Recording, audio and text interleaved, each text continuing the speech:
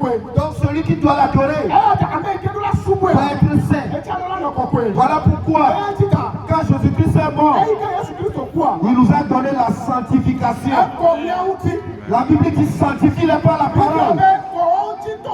Car ta parole est la vérité. Donc tous ceux qui font dans cette confusion, qu'ils appellent église, ils appellent ça église. Mais Jésus n'appelle pas ces lieux église. Ces lieux sont les lieux de sédition, de la vraie sédition. Si tu veux être séduit, tu dois être un membre de soi-disant église.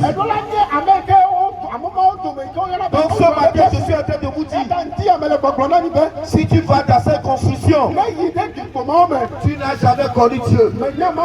Parce que Dieu n'habite pas dans le temple fait de main d'homme.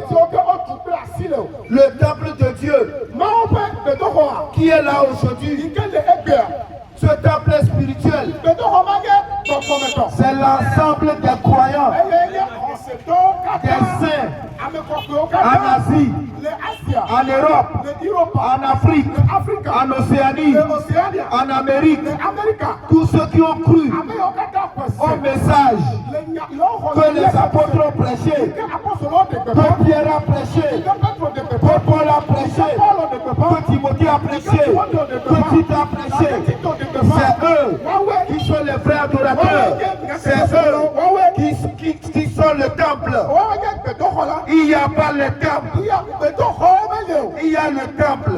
Le temple de Dieu. C'est là où habite Dieu. Et Dieu habite dans le croyant.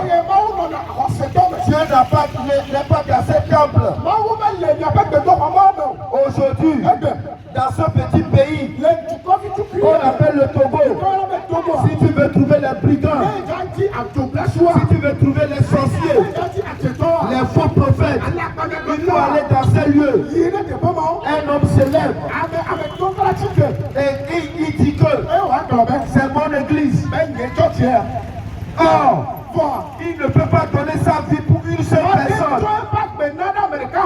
Si on lui dit même d'aller en prison pour un membre de son église, il ne peut pas y aller.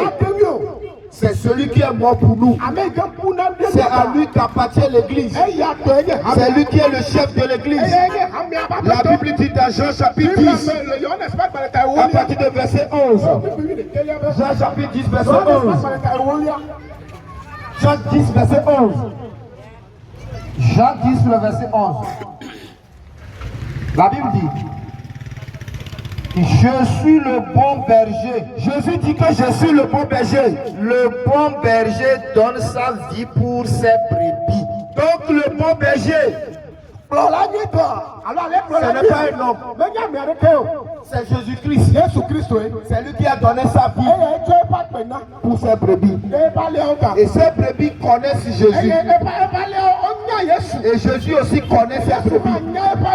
Voilà pourquoi nous sommes en train de te dire de sortir de ces lieux, de quitter ces lieux de sédition pour revenir à la vérité.